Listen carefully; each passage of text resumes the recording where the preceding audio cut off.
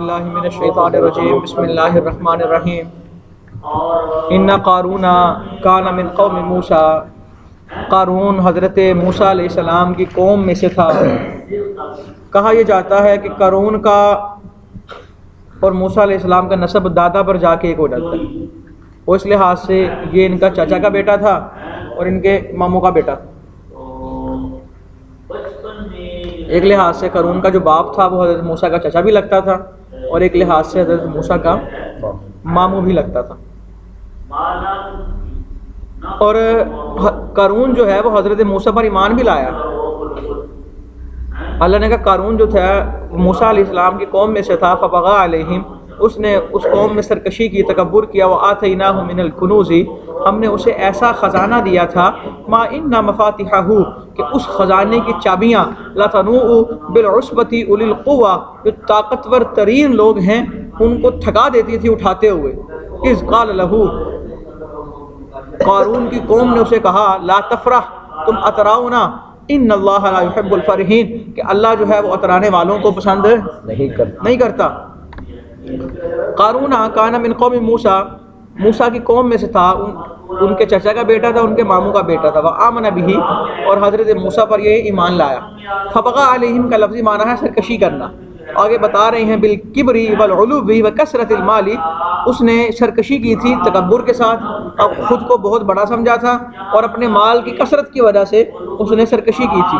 وآتیناہ من الکنوز ما ان مفاتحہ لتنوء، لتنوء کا معنی بتا رہے ہیں تثقل، کہ بھاری ہے، بالعصبۃ الجماعت، جماعت کے لیے، اولی اصحاب القوہ، طاقتور لوگوں کی، ای تثقلهم فالباء للتعدیۃ، وعدۃ قیل 70 وقیل 40 وقیل 10 وقیل غیر ذلک اذکر، کہ طاقتور ترین آدمیوں کی جماعت جب اس کے خزانے کی چابیوں کو اٹھاتی ہے تو وہ تھک جاتے ہیں۔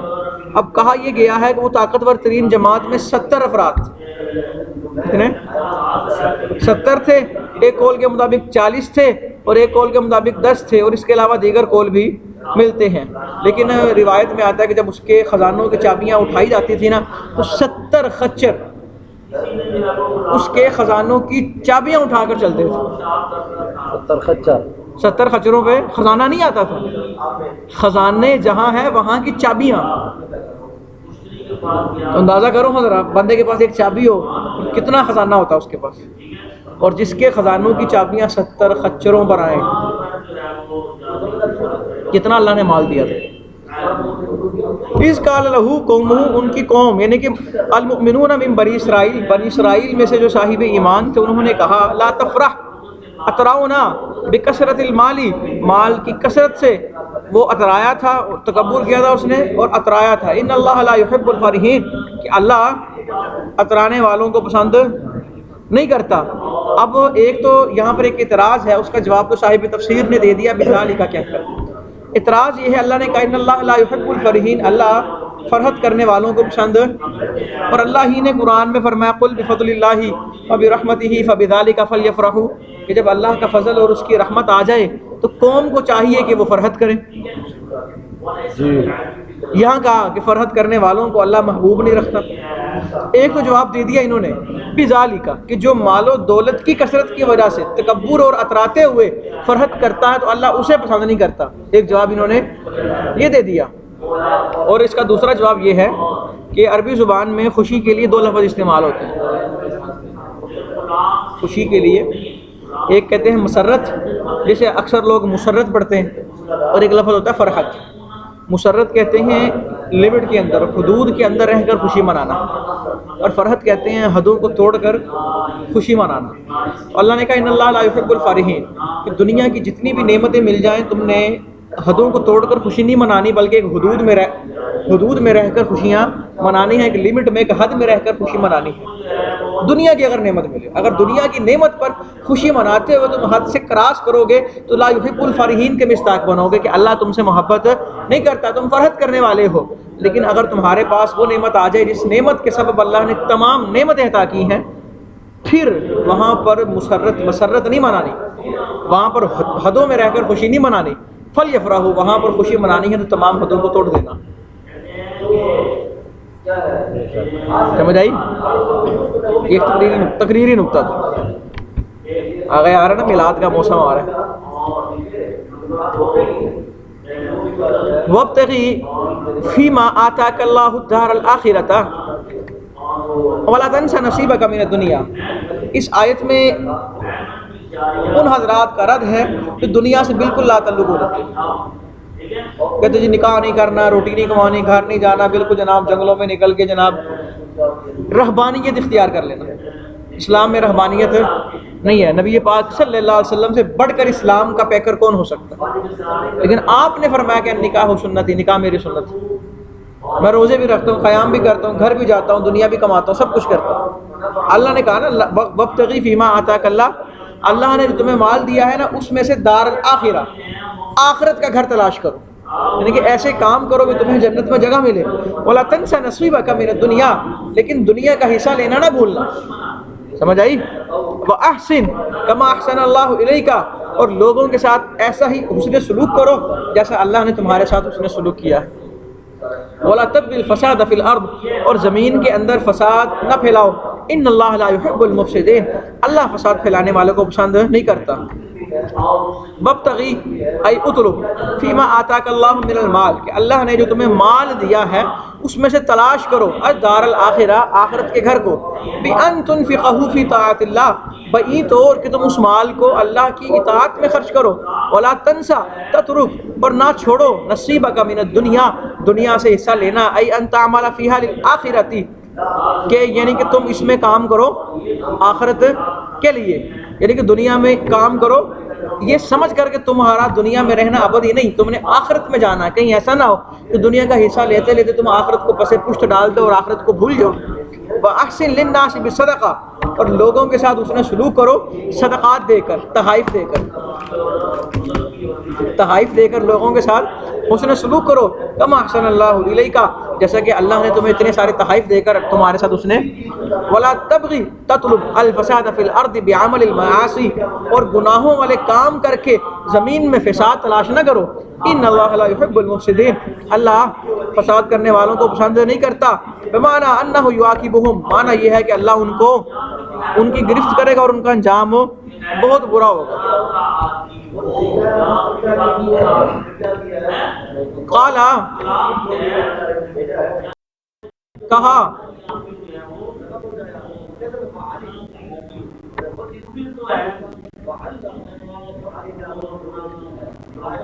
انما اوتیتہ علی علم عندی. اللہ، قارون کو جب کہا نا کہ تم اتنا، حضرت موسیٰ علیہ السلام نے قارون کو کہا تھا کہ تم دیا کرو زکوٰۃ. کیا دیا کرو؟ زکوٰۃ دیا کرو. اس نے کہا جی میں نے زکوٰۃ نہیں دینی. حضرت موسیٰ نے کہا اللہ کے دیے ہوئے سے تم نے دینا ہے. اس نے کہا مجھے اللہ نے جو دیا ہے نا یہ میرے علم کے مقابلے میں دیا ہے، میں اس کا مستحق تھا تو اللہ نے مجھے دیا ہے، کوئی مجھ پر احسان نہیں کیا. نعوذ باللہ، اس نے یہ کہا کہ میں اس کا مستحق تھا، یہ میرا حق تھا، میرے پاس علم ہے. اللہ نے اس علم کے مقابلے میں، یہ تو حضرت موسیٰ اور ہارون کے بعد تو رات کو اگر کوئی جاننے والا تھا تو وہ قارون تھا. جو اللہ نے مجھے مال و دولت عطا کر رکھا ہے یہ میرے علم کے بدلے میں، علم کے مقابلے میں عطا کر رکھا ہے، میں تو زکوٰۃ نہیں دوں. اس نے کہا قال انما اوتیتہ علی علم عندی، اللہ نے کہا جسے دیا گیا تھا، انما اوتیتہ، اس نے کہا یہ مجھے دیا گیا ہے علی علم، اس علم کے مقابلے میں عندی جو میرے پاس ہے. اولم یعلم، کیا یہ نہیں جانتا؟ جب اس کے پاس علم ہے تو اس کو تورات کا علم ہے نا، تو کیا اس نے تورات میں نہیں پڑھا ان اللہ قد اہلک من قبلہ من القرون، کہ اللہ نے اس سے پہلے کئی بستی والوں کو ہلاک کر دیا. من ہوا اشد منہ قوہ، جو طاقت میں اس سے بھی زیادہ تھے، وہ اکثر جمعا، اور اس سے بھی زیادہ ان کے پاس مال تھا. سوچیں کتنا مال ہو. ولا یسأل عن ذنوبہم المجرمون، اللہ فرما رہا ہے کہ مجرموں سے ان کے گناہوں کے بارے میں نہیں پوچھا جائے گا. قال انما اوتیتہ، قارون نے کہا مجھے دیا گیا ہے جو، یعنی کہ مال، علی علم عندی ای فی مقابلتہ، یہ میرے اس علم کے مقابلے میں دیا گیا ہے جو میرے پاس ہے. وکانا، اور وہ بنی اسرائیل میں تورات کا سب سے بڑا عالم تھا موسیٰ اور ہارون کے بعد. قال تعالی، پھر اللہ نے اس کے اس دعوے پر کہا کیا یہ نہیں جانتا کہ اللہ نے اس سے پہلے بہت سی بستیوں کو ہلاک کر دیا ہے. بستیوں سے مراد بستی والے ہیں الامم. من هو اشد من قوة واکثر جمعا للمال ایہو عالم بذلک ویہلکہم اللہ، جو اس سے زیادہ مال کے اعتبار سے زیادہ تھے، ان کے پاس اس سے بھی زیادہ مال تھا، کیا یہ نہیں جانتا؟ یعنی کہ یہ جانتا ہے ان کو، جب تورات کا یہ عالم ہے اور کہہ رہا ہے کہ اللہ نے مجھے میرے علم کی وجہ سے سب کچھ دیا ہے، تو کیا اس کو اس بات کا علم نہیں کہ اللہ نے اسے بڑے بڑے جناب بڑوں کو ہلاک کر دی، جو طاقت میں بھی زیادہ تھے اور مال میں بھی زیادہ تھے؟ بلا یسألو عن ذنوبہم ولا یسأل عن ذنوبہم المجرمون، اور مجرموں سے ان کے گناہوں کے بارے میں نہیں پوچھا جائے گا، کیوں؟ لعلمہ تعالی بہا، اللہ کو علم ہوگا ان کے گناہوں کا، فیدخلون النار بلا حساب، وہ جہنم میں بغیر حساب کے داخل ہوں گے۔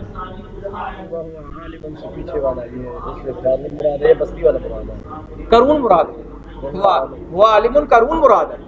قارون نے کہا تھا نا مجھے جو مال دیا گیا ہے وہ میرے علم کی وجہ سے دیا گیا، میرا اس حق تھا، یہ میرا استحقاق تھا۔ اللہ کہہ رہا جب کہہ رہا ہے کہ مجھے اتنا علم ہے، تو کیا اس کو اس بات کا علم نہیں کہ ہم نے اس سے پہلے کتنے ہلاک کر دیے جو اس سے طاقتور تھے، اس سے بڑے فن خان تھے، ان کے پاس مال جو تھا وہ اس سے بھی بڑھ کر تھا۔ اندازہ کریں کتنا مال کہ قارون کا مال، جس کے خزانے کی چابیوں کو اٹھانے کے لیے 70 خچر چاہیے، 70 خچر، اور جب وہ نکلتا تھا جناب، اس نے بھی سونے کے لباس پہننے ہوتے تھے، اور ان کے خچروں پر جو چادریں چڑھی ہوتی تھی وہ بھی سونے کی ہوتی تھی۔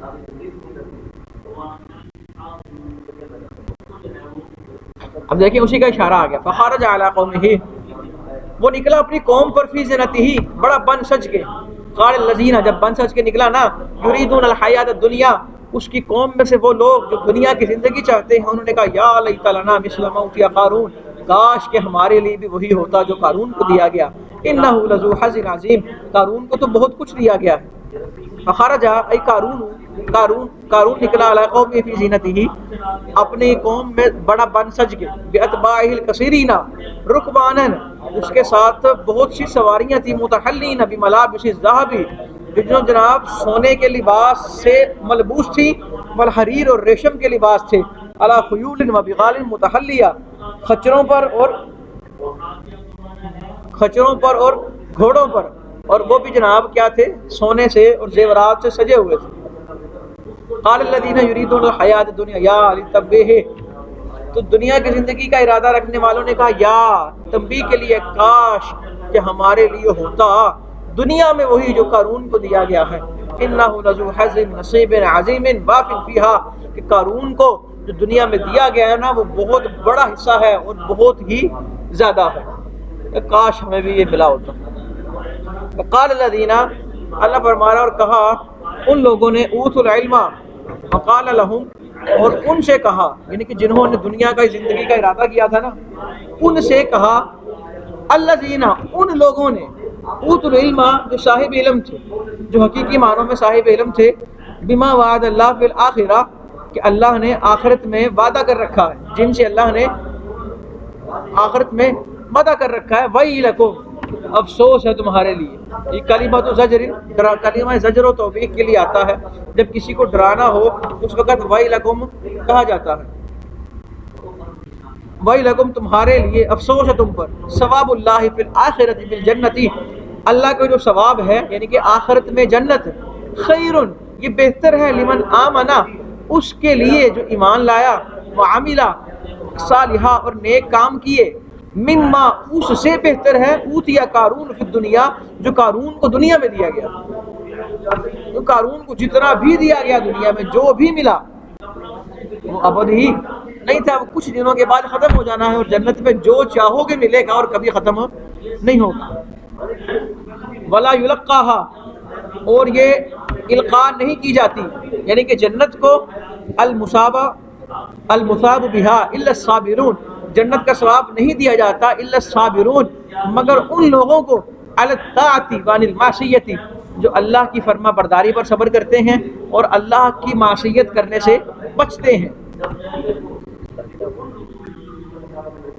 اب اللہ نے فرمایا افخسفنا کا تعلق پیچھے کے ساتھ ہے، جب وہ اپنی قوم میں بن سج کے اتراتے ہوئے تکبر کرتے ہوئے نکلا، اس کے جناب جتنے خچر تھے پیچھے جنہوں نے اس کے خزانوں کی چابیاں اٹھائی تھی، ان کے بدن پر، خچروں کے گھوڑوں کے بدن پر جو جناب زینے تھیں، جو لباس تھا وہ سونے کا تھا اور ریشم کا تھا، اور وہ بھی خوب بن سج کے نکلا اور لوگ اس کو دیکھ کر اش اش کر رہے تھے. اللہ نے کہا بھی وہ چل ہی رہا تھا فخسفنا به بقارون وبداره الارض. اللہ فرما رہا ہے ہم نے اس کو اور اس کے گھر کو زمین کے اندر دھسا دیا. روایات میں آتا ہے کہ آج تک قارون زمین میں دھستا جا رہا ہے, آج تک دھستا جا رہا ہے, اور قیامت تک وہ زمین میں دھستا رہے گا, نیچے سے نیچے, نیچے سے نیچے. اس کے لیے زمین بڑی ہے یا واپس اوپر سے آ کے نیچے دھسنا شروع ہو جاتی ہے. آج تک اس کو کہاں گیا اس کا خزانہ. فخسفنا به وبداره الارض, ہم نے اس کو اور اس کے گھر کو, یعنی کہ جو کچھ اس کا مال تھا جس کو دیکھ کر لوگ اش اش کرتے تھے, سب اللہ نے زمین میں دھسا دیا. فما كان له من فئہ, اللہ فرما رہا کوئی جماعت نہ تھی ینصرونہ من دون اللہ, کہ وہ اللہ کے علاوہ اس کی مدد کرتی. یعنی کہ جب اس کو زمین میں دھسایا جا رہا تھا کسی جماعت میں یہ ہمت نہ تھی, طاقت نہ تھی, یہ صلاحیت نہ تھی کہ وہ اس کی معاونت کرتی. بِأَن يَمْنَعُوا عَنْهُ الْهَلَاكَ, کہ اس کو ہلاک ہونے سے بچا لیتی. وَمَا كَانَ مِنَ الْمُنتَصِرِينَ, اور نہ ہی وہ خود کی مدد کر سکتا تھا.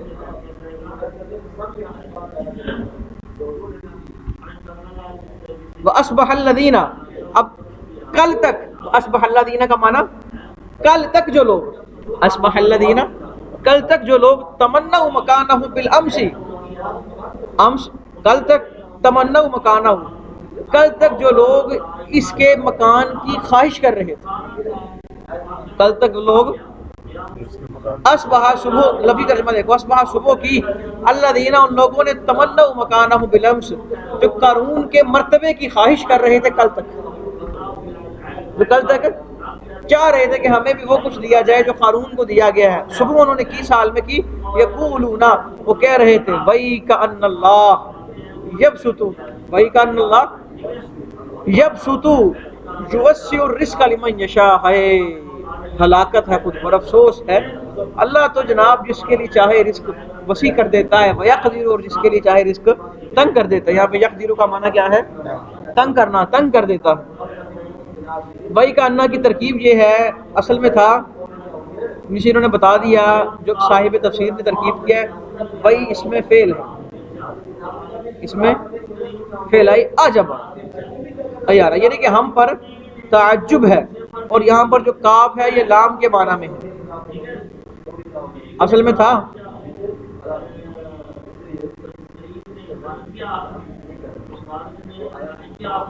وہی لکا,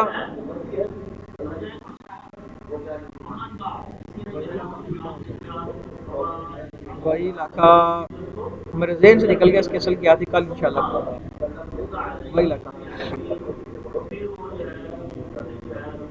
وہ کہہ رہے تھے کہ افسوس ہے خود پر کہ اللہ جو ہے وہ جناب جس کے لیے چاہے رزق وسیع کر دیتا ہے, ویقدر, اور جس کے لیے چاہے رزق تنگ کر دیتا ہے. وہی اسم فعل بمعنی عجب, ای انا, والکاف بمعنی اللام, اور یہ وہی اسم فعل ہے. اسم فعل سمجھتے ہو نا, ایسے حیال,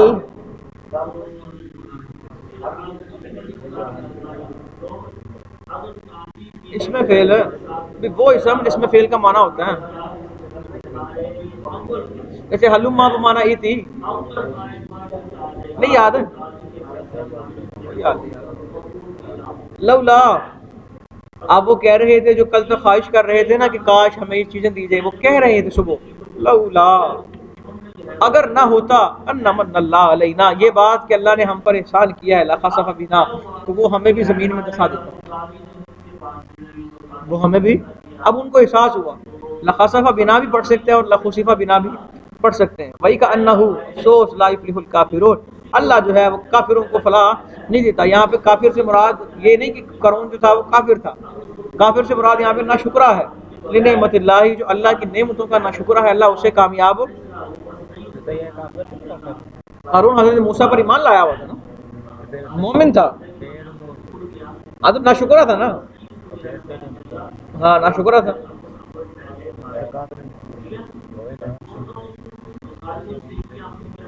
تلک الدار الآخرہ, اللہ کہہ رہا ہے جو آخرت کا گھر ہے یہ جنت ہے.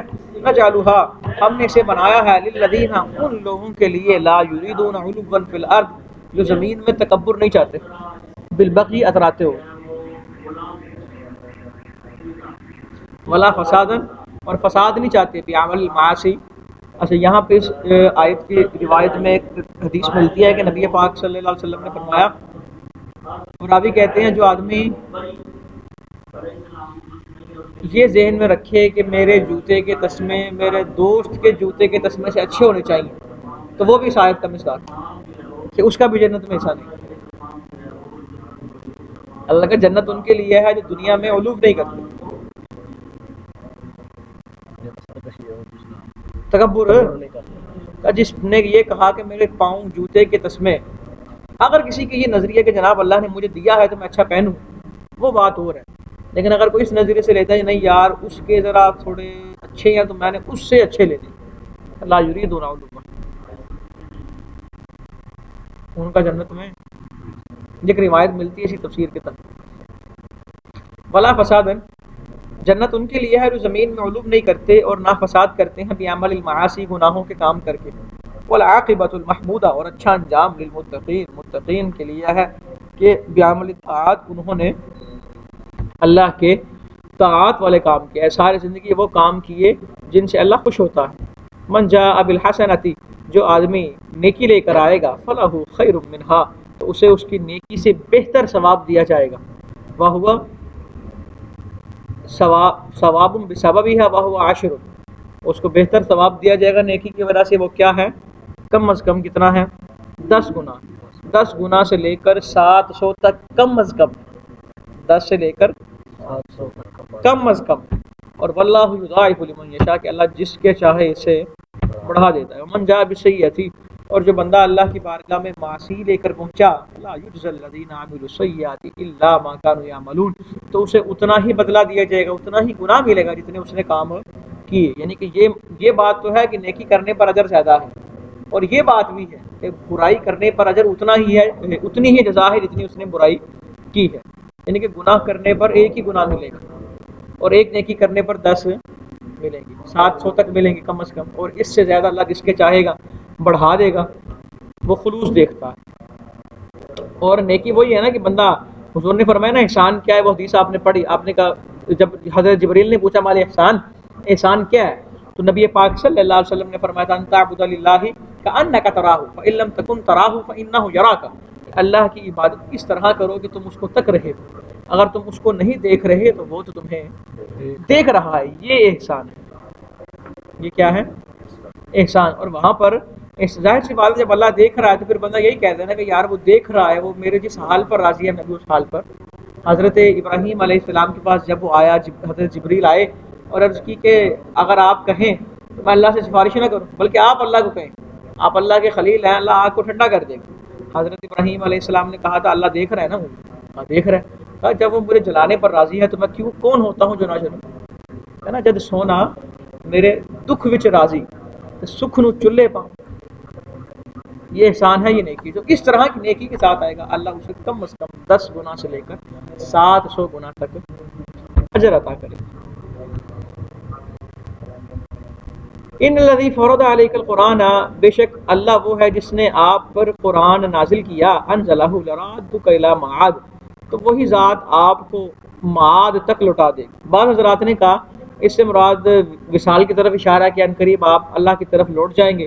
بعض حضرات نے کہا معاد سے مراد جنت ہے، لیکن بہتر رائے یہ ہے جو صاحب تفسیر نے بیان کی کہ معاد سے مراد مکہ ہے، کہ لوٹنے کی جگہ، کہ آپ وقان قد اشتاقا، نبی پاک صلی اللہ علیہ وسلم کو مکہ جانے کا بہت شوق تھا، واپس آپ کو مکہ شہر بہت پیارا تھا، تو اللہ نے کہا اللہ نے آپ پر قرآن نازل کیا ہے نا لرادک الی معاد، تو وہ انشاءاللہ آپ کو مکہ واپس پہنچائے گا۔ اور اب جب آپ مکہ سے آئے تھے تو کفار کا غلبہ تھا، اور جب آپ مکہ سے جائیں گے اس شان و شوکت سے جائیں گے کہ جناب آپ کے وہاں پہنچتے ہی پہلی فتح ایسی دنیا کی تاریخ میں پہلی فتح ہوگی ایسی کہ خون کا ایک قطرہ نہیں بہا جائے گا، اور پورا علاقہ اسلام کے اور آپ کے نام ہو جائے گا۔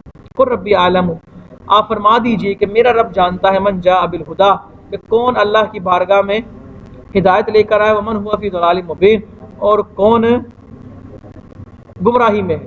نزلہ جوابا لقول کفار مکہ تھا، یہ آیت کفار مکہ کے جواب میں نازل ہوئی، کیونکہ انہوں نے انک فی ضلال ای فہو الجائی بالہدیٰ وہم فی ضلال وعلم بما لا علم، کہ کفار نے نعوذ باللہ نبی پاک صلی اللہ علیہ وسلم کو کہا تھا کہ آپ کھلی گمراہی میں ہیں، اللہ تعالیٰ نے فرمایا نبی پاک کو اعلان کر دے، اللہ نے فرمایا حضور اعلان کر دیں کہ اللہ جانتا ہے کہ کون ہے جو ہدایت پر ہے اور کون ہے جو گمراہی. وہم فی ضلال، اور وہ گمراہی میں تھے. اور یہاں پہ جو ہے عالم، یہ عالم کے معنی میں ہے. وما كنت ترجو ان يلقى اليك الكتاب.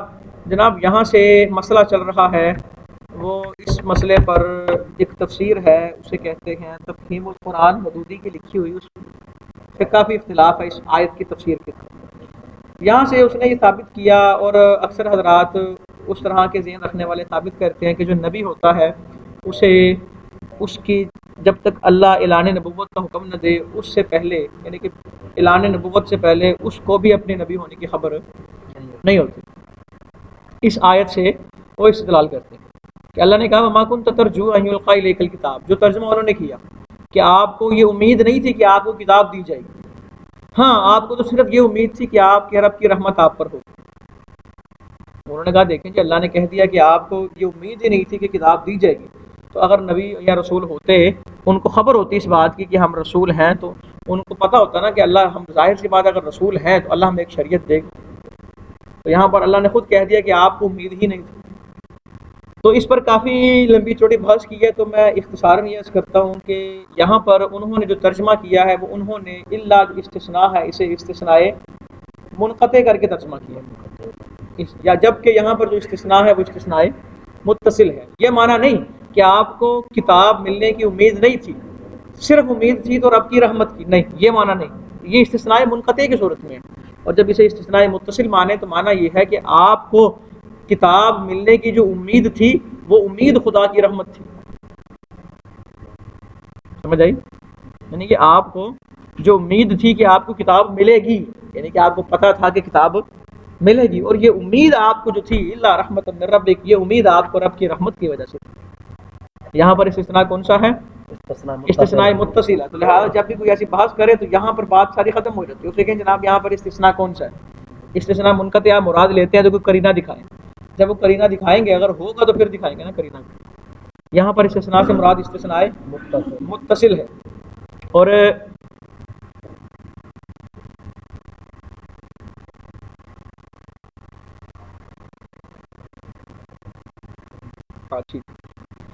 وما كنت ترجو ان يلقى اليك الكتاب، اور آپ کو امید نہیں تھی کہ آپ کی طرف کتاب القاء کی جائے گی، قرآن، الا لیکن القی الیک. اب صاحب تفسیر نے بھی یہی جو ترجمہ کیا ہے، اس سے یہی ثابت ہوتا ہے کہ صاحب تفسیر جلالین یہ کہہ رہے ہیں کہ جناب یہاں پر جو استثناء ہے وہ استثناء متصل ہے. لیکن القی الیک، لیکن آپ کو کتاب کے القاء کی امید نہیں تھی کہ کتاب دی جائے گی، مگر القی الیک رحمت من ربک، لیکن آپ کی طرف یہ جو القاء کیا گیا یہ آپ کے رب کی رحمت کی طرف سے، یعنی کہ القاء کیا گیا، آپ کو امید تھی کہ کتاب ملے گی، اور یہ امید کیسے لگی؟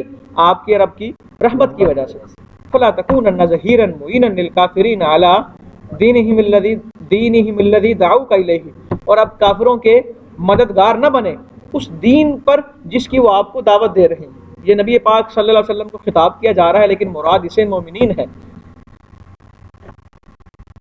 یہ ہو ہی نہیں سکتا کہ نبی پاک صلی اللہ علیہ وسلم کافروں کی معاونت کریں اور ان کے دین پر آ جائیں اور ان کے دین کو قبول کر لیں. یہ تو ہو ہی نہیں سکتا نا، محال ہے. یہ خطاب نبی پاک صلی اللہ علیہ وسلم کو بظاہر کیا جا رہا ہے، لیکن مراد اسے تمام مومنین ہے کہ مومنوں کو کہا جا رہا ہے کہ کافر جس دین کی تمہیں دعوت دے رہے ہیں نا، ان کے دین پر چل کر کافروں کی مدد نہیں کرنی. ولا یسدنک، اور آپ کو یہ لوگ نہ روکیں.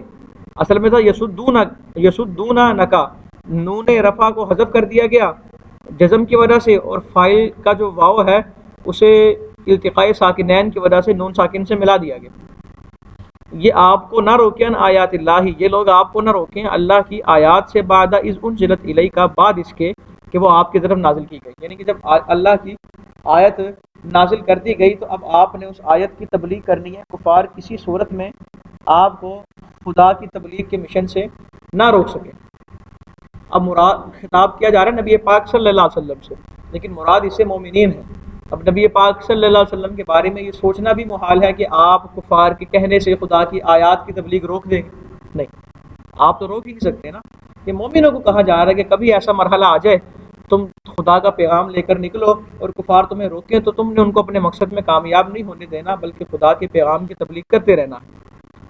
اَإِلَىٰ تَرْجِعُ إِلَيْهِمْ فِي ذَلِكَ، یعنی کہ اس معاملے میں ان کی طرف رجوع نہ کرو۔ وَادْعُ النَّاسَ إِلَىٰ رَبِّكَ، اور آپ دعوت دیں لوگوں کو اپنے رب کی طرف، بِتَوْحِيدِهِ وَعِبَادَتِهِ، کہ خدا کو ایک مانیں اور اسی کی بندگی کریں۔ وَلَا تَكُونَنَّ مِنَ الْمُشْرِكِينَ، اور آپ مشرکین میں سے نہ ہو جائیں۔ بات وہی مومنین کو سمجھایا جا رہا ہے، بِإِعَانَتِهِمْ، مشرکین میں سے نہ ہو جائیں، مطلب کیا کہ ان کی مدد نہ کریں اور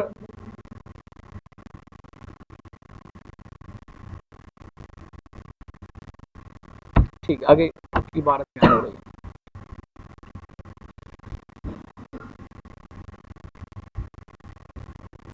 وَلَا تَدْعُوا تَعْبُدُوا مَعَ اللَّهِ إِلَٰهًا آخَرَ، اور آپ اللہ کے ساتھ کسی دوسرے خدا کی عبادت نہ کریں، کیونکہ اللہ کے علاوہ جتنے خدائی بنے پھرتے ہیں یہ سب جھوٹے ہیں۔ وَلَا تَدْعُوا تَعْبُدُوا مَعَ اللَّهِ إِلَٰهًا آخَرَ، نبی پاک صلی اللہ علیہ وسلم کے بارے میں یہ سوچنا بھی محال ہے کہ آپ کسی اور کی عبادت کر سکتے ہیں۔ مومنین کو بتایا جا رہا ہے کہ کبھی نبی پاک صلی اللہ علیہ وسلم کے واسطہ سے مومنین کو بتایا جا رہا ہے کہ اللہ کے ساتھ کسی اور کی عبادت نہیں کرنی۔ یہاں پہ یہ مطلب نہیں تدعو کا کہ جناب اللہ کے ساتھ کسی اور کو پکارنا نہیں ہے، اللہ کے ساتھ کسی اور کو پکارو گے تو شرک ہو جائے گا، یہ معنی نہیں ہے۔ صاحب تفسیر تعبدو کا لفظ نکال کر بتا رہے ہیں کہ تدعو کا معنی کیا ہے۔ تعبدو، عبادت کے لیے اللہ کے ساتھ کسی کو نہیں پکارا جا سکتا اور یہ شرک ہے۔ اگر عبادت کے علاوہ ویسے اگر کسی کو ندا دی جائے تو یہ جائز ہے۔ ولا تدعوا تعبدوا مع اللہ الہ آخر، اور اللہ کے ساتھ کسی اور کو معبود سمجھ کر عبادت کے لیے نہ پکارو۔ لا الہ الا ہو، وہی کوئی معبود نہیں، الا ہو مگر وہی۔ کل شیء ہالک، ہر چیز ختم ہو جائے گی، الا وجہہ مگر اس کی ذات ہے کہ ختم نہیں ہوگی۔ لہ الحکم القضاء النافذ، تمام فیصلے اسی کے ہیں جو نافذ ہوتے ہیں۔ وإلیہ ترجعون بالنشور من قبورکم، اور تم اپنی قبروں سے اٹھ کر اسی کی بارگاہ کی طرف لوٹائے جاؤ گے۔ صدق اللہ العظیم و صدق رسولہ النبی الکریم۔